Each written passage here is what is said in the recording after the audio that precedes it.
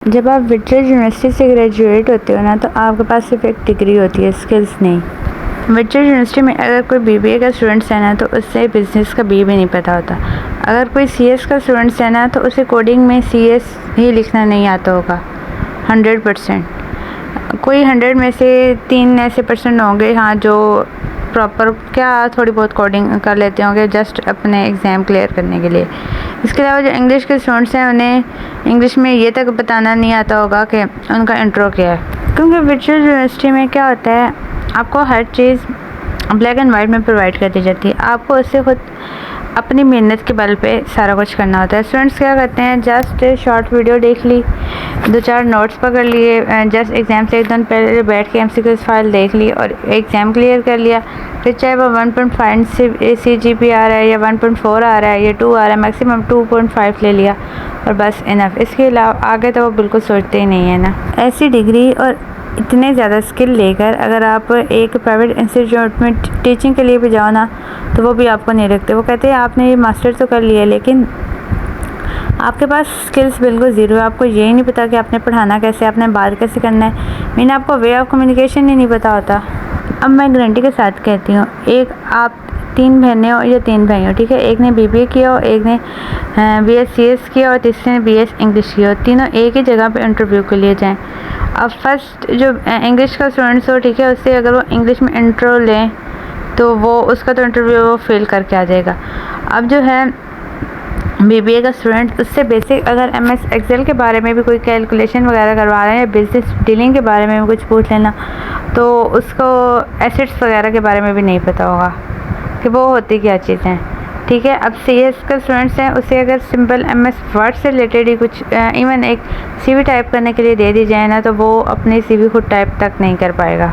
इन तमाम मुश्किलात से बचने के लिए ना मैं आपको थोड़ी बहुत टिप्स दूँगी। जो दूसरा इंसान होता है ना, वो आपको सिर्फ एडवाइस दे सकता है, उस पर अमल करना ना करना ये आपकी मर्ज़ी होती है। उस पर काम करके आप लोग कुछ स्किल्स सीखते हो या नहीं सीखते, अब ये चीज़ आप पे डिपेंड करती है, दूसरे पे नहीं। अब मैं आपको एक और एग्जांपल लेती हूँ। अब जैसे CS के स्टूडेंट्स होते हैं, वो क्या होते हैं, वो पूरा जो उनके 7 सेमेस्टर होते हैं उसमें वो कोडिंग को टच ही नहीं करते। एंड पे उनका एक प्रोजेक्ट आ जाता है, ठीक है।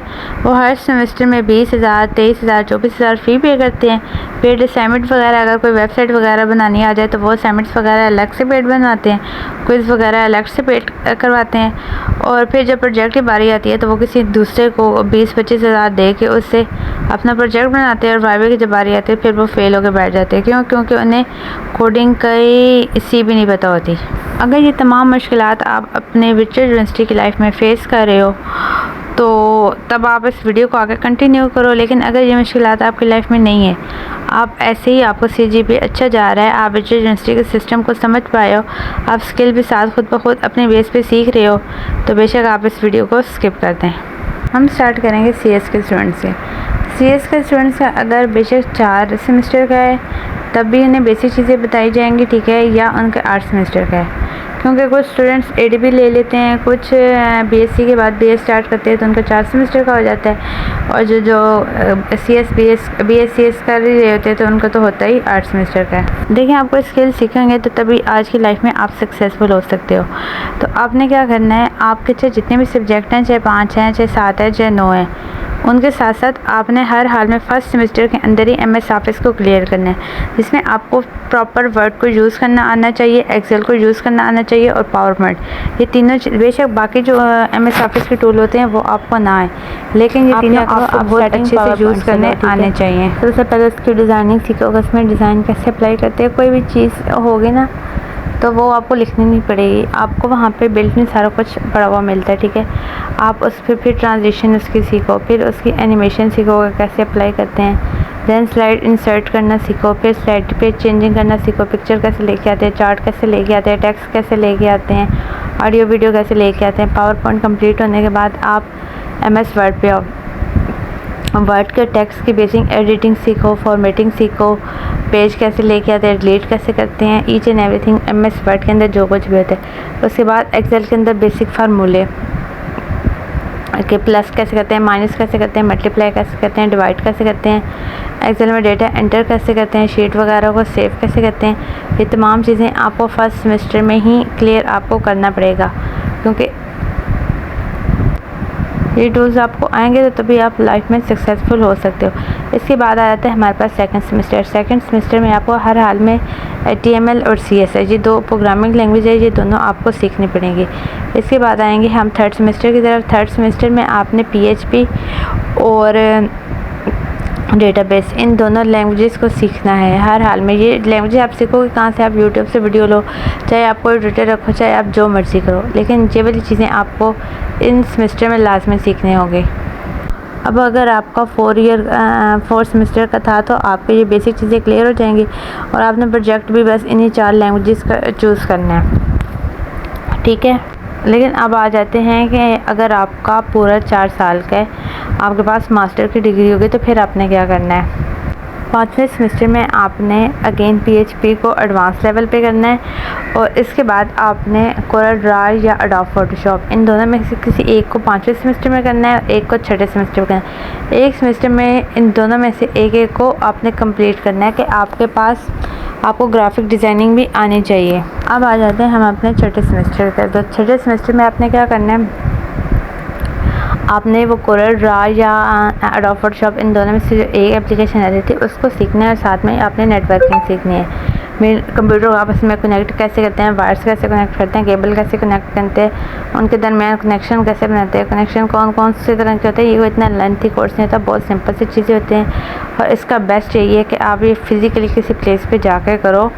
आप जहाँ से भी कर रहे हो, जिस भी इंस्टीट्यूट में, वहाँ पे भी नेटवर्किंग का कोर्स करवाया जा रहा होगा, आप तो आप बेशक वहीं से कर लो। 6ठे सेमेस्टर तक तो हम ये चीज़ें कवर कर लेंगे। 7वें सेमेस्टर में आप प्रमोशन सीखो, आप सोशल मीडिया सीखो, कि आप वॉइस ओवर करना सीखो। आपके पास हर तरह का स्किल होना चाहिए। आप अगर कोई चीज़ बना रहे हो, ठीक है, जैसे आपने ग्राफिक डिज़ाइनिंग सीखी है तो उसको सेल कैसे करना है, दूसरों के साथ कम्युनिकेट कैसे करना है, आपको ये चीज़ें आनी चाहिए। उसका सोशल मीडिया पे प्रमोशन कैसे करते हैं, पूरा 7वां सेमेस्टर लगा के, और 7वें सेमेस्टर में ही आपका प्रोजेक्ट जो होगा वो स्टार्ट हो जाएगा। उसमें वही बेसिक चीज़ें होंगी जो आपने वर्ड में बनाई, वर्ड सीखा था फर्स्ट सेमेस्टर में, वही सेकंड सेमेस्टर वाले आपके HTML और CSS उसी में यूज़ होगा, ठीक है। आगे प्रोग्रामिंग के लिए PHP आपने जो थर्ड सेमेस्टर में सीखी थी वही चीज़ें यूज़ होंगी। लास्ट सेमेस्टर में आपने क्या करना है? आपने ना सिर्फ प्रोजेक्ट बनाना है बल्कि अपना यूट्यूब साथ में स्टार्ट करना है, ठीक है। उसके ऊपर यही आपने ग्राफिक डिज़ाइनिंग को ही सेल करना है। इसके अलावा जो हमारे पास प्रोफेशनल वेबसाइट होती हैं, जैसे फाइबर हो गया, उसके ऊपर आपने सेम वेबसाइट्स को लेके वर्क करना है। अपवर्क हो गया, लिंकिंग हो गया, ये ऐसे जितने भी वेबसाइट है, ठीक है, कैनवा हो गया, इन तमाम पे आपने वर्क करना है ताकि जैसे ही आपकी डिग्री कंप्लीट हो तो आपकी थोड़ी बहुत अर्निंग यहाँ से भी स्टार्ट हो और आपके पास हर तरह का प्रोफेशनल स्किल भी मौजूद हो।